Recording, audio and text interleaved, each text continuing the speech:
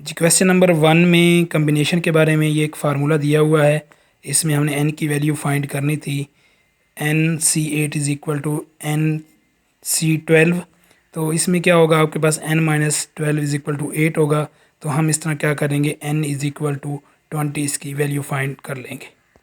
Question number 2, 1 cube plus 2 cube plus 3 cube up to n cube का summation पूछा गया है। ये FSC chapter number 6 11th class में ये मौजूद है। 6.10 एक्सरसाइज में k की पावर 1, 2 और 3 के ये फार्मूलेज दिए गए, उसके मतलब ये क्वेश्चन है। क्वेश्चन नंबर 3 के अंदर टेन इनवर्स फंक्शन की डोमेन के बारे में पूछा गया था। तो ये इसके आगे इसकी डोमेन्स वगैरह दे दी गई हैं सब फंक्शंस की। तो ये डोमेन की टेन इनवर्स फंक्शन की डोमेन मालूम करनी थी, वो ऑप्शंस में दिए हुए थे। तो ये इसके मुतालिक क्वेश्चन दिया हुआ था। क्वेश्चन नंबर 4 के अंदर एक फंक्शन दिया हुआ था, उसकी डोमेन फाइंड करनी थी। फंक्शन आपके सामने है 1 minus x square minus y square minus z square square under root है। तो इसमें डोमेन आपकी ऑप्शंस अब क्लियर नहीं है। ऑप्शन के मतलब यहाँ पे डोमेन्स या तो सब ज़ीरो भी हो सकते हैं या फिर क्या हो सकता है, इनमें से कोई एक अपोजिट साइन हो सकता है, तो फिर भी इसकी डोमेन एग्जिस्ट कर सकती है। तो ये ऑप्शन से क्लियर हो सकता है इसका। क्वेश्चन नंबर 5 के अंदर सिंगुलर पॉइंट पूछे गए थे। एक फंक्शन दिया हुआ है, फंक्शन है x cube plus y cube plus z cube minus 3xyz। तो इसको सोल्यूशन नीचे दिया हुआ है। बाकी इसका मज़ीद क्लियरेशन ऑप्शन से भी हो सकती है, कौन से इसके सिंगुलर पॉइंट्स बनते हैं और कौन से नहीं। क्वेश्चन नंबर 6 के अंदर लीस्ट अपर बाउंड पूछी गई थी। ऐसा आपको एक सीरीज़ दी हुई थी 1/n, n belong to natural number.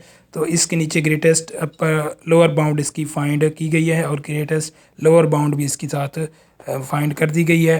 तो ये एक रेयर एनालिसिस क्वेश्चन था जिसमें लोअर अपर बाउंड के बारे में पूछा गया था। क्वेश्चन नंबर 7 के अंदर भी लीस्ट अपर बाउंड के बारे में पूछा गया है और आपको एक series S 1/n plus 1/m दिया हुआ था एक सेट। तो आपने इसकी लिस्ट अपर बाउंड फाइंड करनी है। तो ये सोल्यूशन के अंदर इसकी अपर बाउंड और ग्रेटेस्ट लोअर बाउंड फाइंड कर दी गई है। क्वेश्चन नंबर 7 के अंदर एक इनइक्वालिटीज़ को सॉल्व करना था और उसका सोल्यूशन देना था। तो इसमें दो केसेस बनते हैं, दोनों केसेस को यहाँ पे सॉल्व कर दिया गया है। तो ये उसके सामने आपके सामने है सोल्यूशन। मज़ीद इसके अब आंसर का क्लियरेशन ऑप्शन से ही हो सकती है, लेकिन सोल्यूशन बिल्कुल एग्जैक्ट है, इस तरह ही है। क्वेश्चन नंबर 9 के अंदर जी के लिमिट पॉइंट फाइंड करने थे।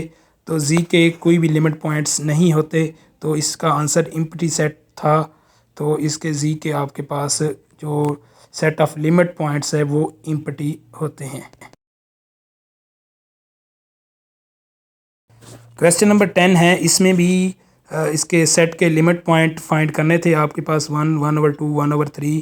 तो इसका जो लिमिट पॉइंट है वो सिर्फ ज़ीरो ही इस सेट का लिमिट पॉइंट होता है। ये आपके पास है S is equal to 1/n भी कह सकते हैं, n belong to natural number. तो ये आपके पास इसका सिर्फ एक ही लिमिट पॉइंट ज़ीरो होता है।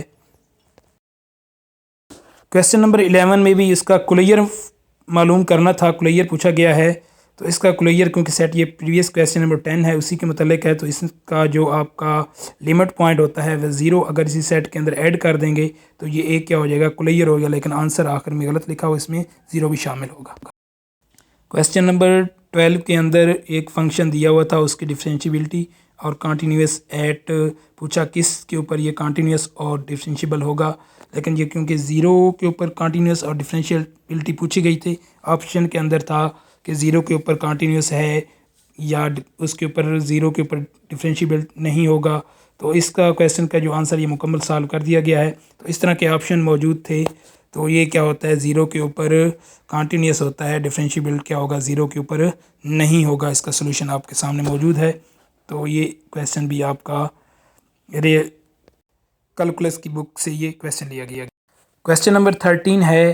तो इसमें मुख्तलिफ ऑप्शन दिए गए थे कि उसमें पूछा गया था कि इनमें से कौन सी मैट्रिक्स स्पेस है या नहीं। उनमें से जो मैट्रिक्स स्पेस थी वो आंसर जो एग्जैक्ट था वो इसको सॉल्व कर दिया गया है। तो DXY is equal to D matrix space XY 1 plus DXY matrix space थी, जो उसका आंसर एग्जैक्ट बनता था। ठीक कि ये पूछा गया था मैट्रिक्स स्पेस है या नहीं। क्वेश्चन नंबर 14 ये भी पूछा गया, इसमें भी यही पूछा गया था कि ये एक मैट्रिक्स स्पेस है या नहीं। तो इसका आंसर था कि ये मैट्रिक्स स्पेस नहीं थी। तो ये आपके आगे सोल्यूशन इसका दे दिया गया है। तो ये भी आपका मैट्रिक्स स्पेस के मुतालिक क्वेश्चन दिया गया था, पूछा गया मैट्रिक्स स्पेस है या नहीं। क्वेश्चन नंबर 15 में एक सबसेट दिया हुआ था, उसका एक्सटीरियर पूछा गया था। तो एक्सटीरियर इसका सॉल्व कर दिया गया, नीचे सॉल्यूशन में इसका एक्सटीरियर फाइंड किया हुआ है। आपका जो सबसेट है वो ए ओपन इंटरवल 0 व 1 था और इसका एक्सटीरियर नीचे फाइंड किया गया है -∞ से 0 union 1 to infinity. Question number 16 sum of two subspaces is also. तो इसकी एक सिंपल सा थ्योरम है आपका वेक्टर स्पेस से कि if U and W are subspaces of V, एक सब स्पेस के, then the sum is the smallest subspace of V containing U and W. Mean के यू और V एक दूसरे को कंटेन करेंगे, एक दूसरे का सबसेट होंगे। क्वेश्चन नंबर 17 ग्रुप थ्योरी के मतलब था एच एंड के टू बी सब ग्रुप्स ऑफ एच यूनियन के इज़ आल्सो सब ग्रुप। किस सूरत में एच उनका यूनियन सब ग्रुप होगा। तो ये भी एक क्या है, ग्रुप थ्योरी का एक थ्योरम है। जिस तरह वेक्टर स्पेस में पीछे था उसी तरह एक दूसरे में कंटेन करेंगे तब वो सब ग्रुप होंगे। नेक्स्ट क्वेश्चन वो भी ग्रुप थ्योरी से था। If M N be the order of H and K, उनका जो GCD है 1 है, देन उनका जो इंटरसेक्शन है वो किसके बराबर होगा। तो वो आपका आइडेंटिटी एलिमेंट के बराबर होगा। ये ग्रुप थ्योरी का एक थ्योरम है, इससे एक MCQ लिया गया था।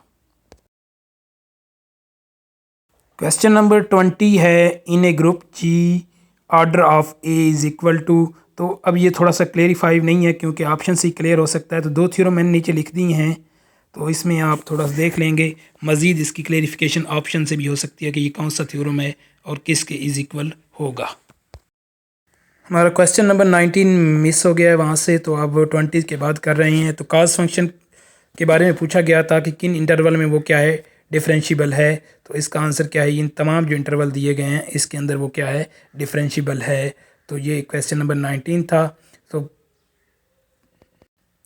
बाकी जो हमारे क्वेश्चन बच रहे हैं वो हमारी किताब ये है हिडन मैथमेटिक्स, इसके अंदर सॉल्व है पेपर कंप्लीट।